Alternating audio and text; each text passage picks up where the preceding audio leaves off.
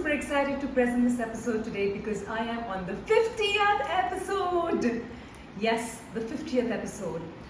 I began my journey with In Conversation with Himali in last June, and I wasn't even sure if I could go to about 20 episodes. And today, here I am on my 50th one. I'm feeling very, very happy about it. It wouldn't have been possible without your support and help because um, if I had not gotten the feedback that you all gave me, I wouldn't have been able to shape it into a better conversation. So thank you very much for that. A big thank you to my subscribers. You kind of make me smile every morning when I wake up, because every morning I check on YouTube, and when I see my subscribers increasing, it just makes me feel so happy. By the way, it's at 333. That is 333 subscribers now in a year's time, less than a year's time, and I'm very happy about it. Big shout out to all my guests.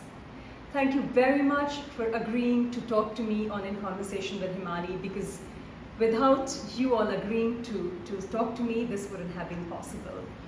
I would also like to convey a big thank you to Nandini, my daughter, Alpana Vora and Sushma Kamath for inspiring me to do this and make my dream come true. Alright, so let's begin with episode 50, and here we go. Welcome to In Conversation with Himali. For maintaining a healthy ecological balance on Earth, animals are as important as humans. Each organism on this earth has a unique place in the food chain that helps contribute to the ecosystem in its own special way. Dr. R.K. Sahu, director of Kamla Nehru Zoological Garden, Kakaria, Ahmedabad, is with us today. He quit a well-paying corporate job to take up the challenge of reviving a crumbling enterprise 27 years ago. He left his job with Tata Group to take the position as the head of a zoo that was deeply buried in losses, and managed to turn it into a profit-making venture. He has also started several welfare schemes for the animals and birds at the zoo. His articles have been published in various magazines. Welcome, sir, and thank you so much for being here with us. Thank you, Himali. Thank you Our so much. second guest today is Mr. Chandresh Lodhia. He is the managing director at Anala Outdoors Private Limited, an agency that conducts environment education camps and eco tours.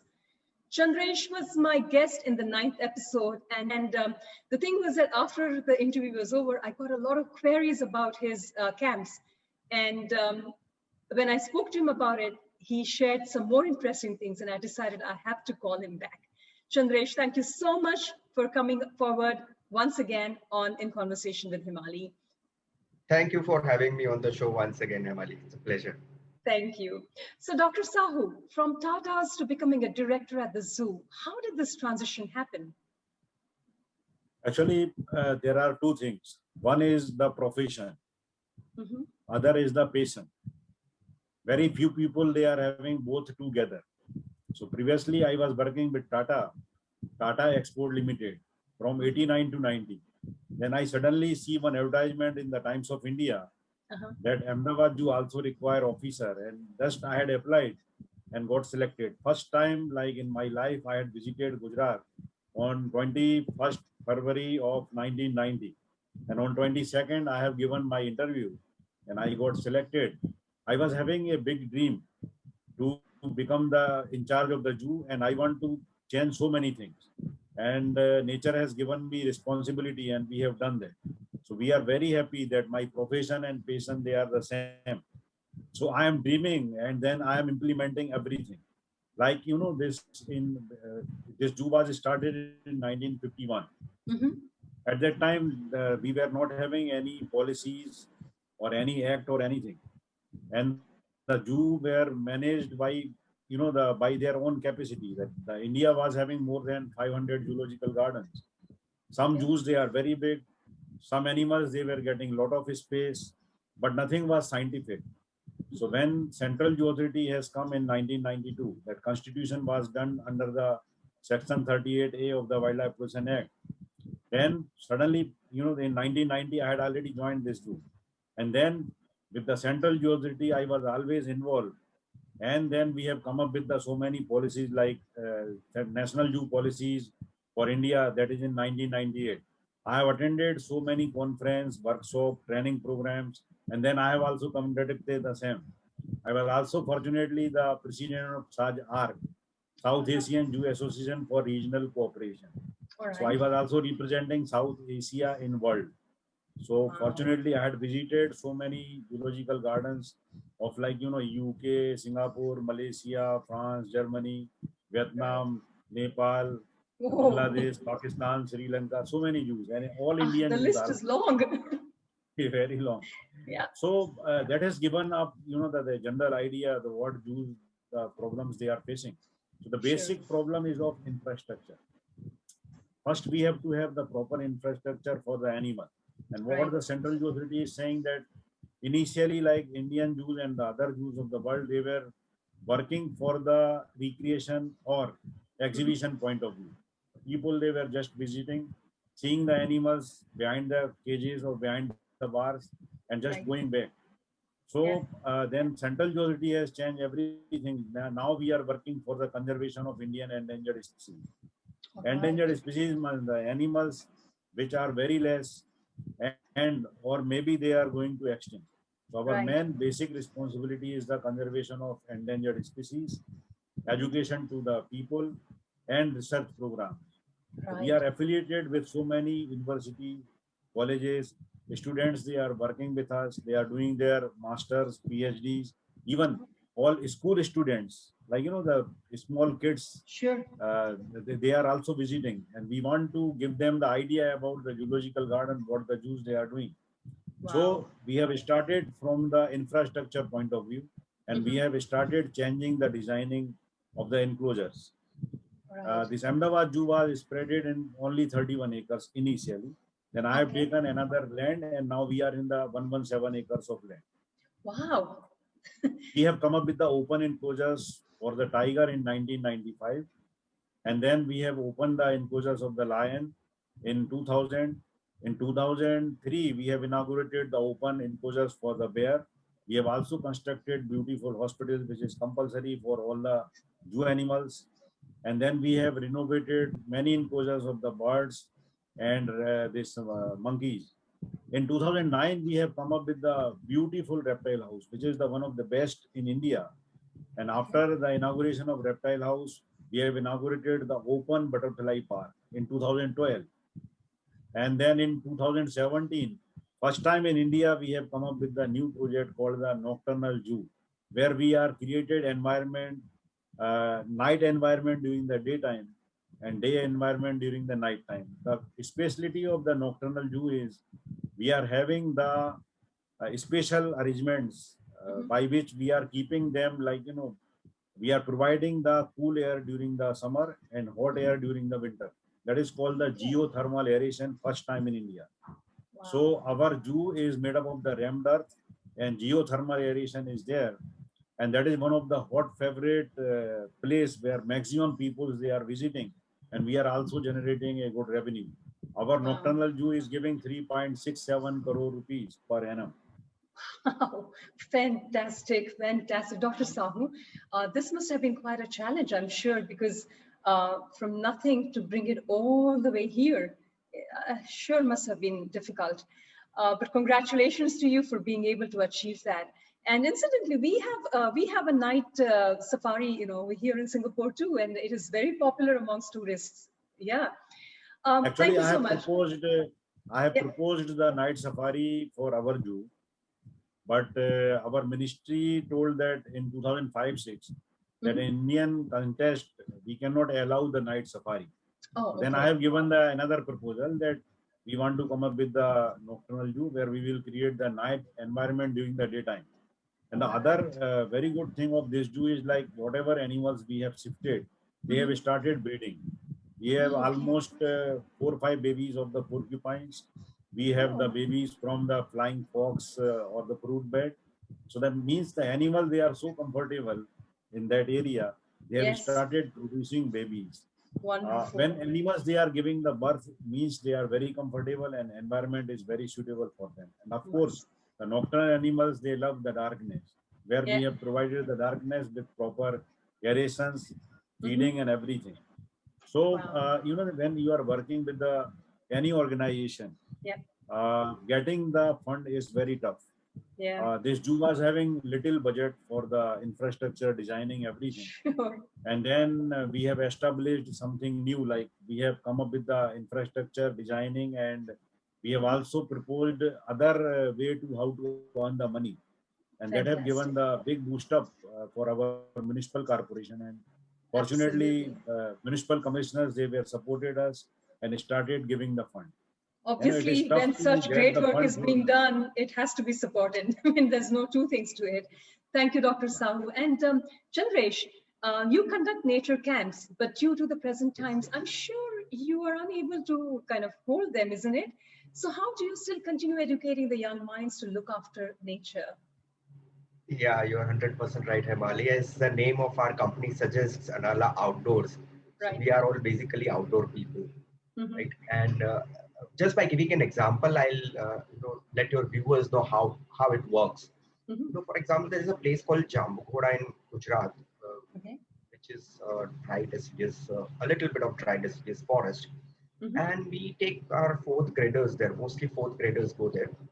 So what happens in the camp is like when we take them to that forest, now in grade 4, what students do is they learn about trees, their parts and their functions.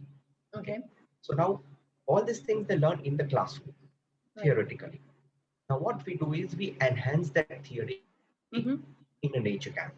Okay. So when we take them to Jambughoda and when we take them for a nature trail, Yeah. now what we do is we basically create an environment wherein the students become very inquisitive Sure. and they ask a lot of questions. So Mm-hmm. we sort of create a teaching moment. And how Right. we do that is when we take them for a trail, say for example in Jambughoda, Mm-hmm. because that camp is held in the month of say January and February, that is the autumn season here. Okay. So there are a lot of dry leaves on the ground. Right? Hmm. Most of the trees, just for surviving till the next monsoon, they shed the Right. leaves. Right. So Okay. basically Mm-hmm. to avoid transpiration. So Right. those leaves are shedded, and when the students walk on the leaves, which makes a lot of noise, Mm-hmm. so it's very obvious that the students will ask, "Hey, sir, why these leaves are fallen down?" Right. Okay. Then we make them sit under a tree, and then our resource person will explain them about what is transpiration, why they need to retain water in their body, Mm-hmm. basically for surviving for the next season. Right. Okay. So then they start explaining. So what happens is here they're learning everything practically. Right. Okay. And the theory that they've learned in the classroom that Mm. gets enhanced. So what Right. happens is, as per our education system, whatever they're learned, usually what happens is Mm. after the exams are over, they tend to forget things. Yes, of But course. when they learn it practically like this, Yeah. it will get inculcated in their minds throughout their Sure. lives. So this is how they learn. So as I said, we are outdoors people, and this particular time is Mm-hmm. not meant for the outdoors. So Yes, right now, currently, very frankly speaking, we are in total hibernation. I Okay? understand. But what we can guarantee is once this pandemic thing is over, and as you all know that when the animals are out after hibernation, they come with a lot of enthusiasm. Yes. They come rejuvenated, and we'll also do the same thing. We'll come out with lots of enthusiasm after this period is over. I'm sure about that, Chandresh. Wonderful. So, the reason to bring the two of you together is I would like to put it across this way. While both of you have a common goal of protecting wild animals in captivity and in nature, but your approach is different.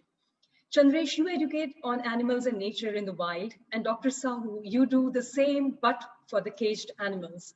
Could you both please tell our listeners how you achieve the common goal of caring for animals? If suppose you can see the zoological gardens, there are two types of conservation. One is the ex situ conservation, other is the in situ conservation. So Okay. what we are doing, what the zoological gardens they are doing the ex situ conservation. We are keeping animals in captivity and breeding them for the conservation. We are increasing their population. At the same time, we are also giving education and we are also doing research how to save them, how to increase their population, and if required, we can reintroduce them back into the wild as per the IUCN guideline. So our main motto is, if suppose something happened to the natural habitat where the animal will be extinct, we can save them in the zoo, and if required, we can again reintroduce them back into the wild. Like if you are keeping money in the bank, the money is safe, also giving the interest. The same thing is with the zoological garden. But fortunately, we are also doing the in situ conservation. If you can see the plantation in Kankaria Zoo, we are having more than 2 lakhs trees of the different types. Wow. And we are having a big water body, 65 acres, this Kankaria Lake, where we are having 7 or 8 types of the fish. And fishing is not allowed to the people. It's all around the Kankaria Lake. Kankaria is completely round lake. And all around we are having almost 7 gates. So nobody can enter without our permission. So when fishing is stopped, so whatever migratory birds or the birds they are coming, they are getting the food directly from the lake. So we have created a very good environment where you can see the from water to sky. Chandresh has also participated twice. We have conducted the Herondi workshop. The city is having the very famous group, bird watching group. They have visited and they have also counted so many birds, nest, and some birds they are permanent resident because they are also getting food from the the deer enclosures or from other trees, etc. Monkeys and some birds they are permanent resident. They are permanently living. Some they are migratory. They are coming and going back. So Ahmedabad Zoo is having both type of environment, in situ conservation and ex situ both. So inside the cage, we are also able to breed the animal and birds and reptiles. And at the same time, birds, they are also breeding above the tree. And even so many reptiles, they are in the garden and they are also breeding. My goodness. To me, I would have assumed a zoo, to be only limited to animals. Now it's opened up a new book altogether for me, that it's not limited to animals, birds, reptiles, and so much more. And even you can see the butterfly park, we are having open type of butterfly park. The butterfly park so, too. So many butterflies open. The people, they were having question. You are coming up with the butterfly park, from where you will get the butterfly?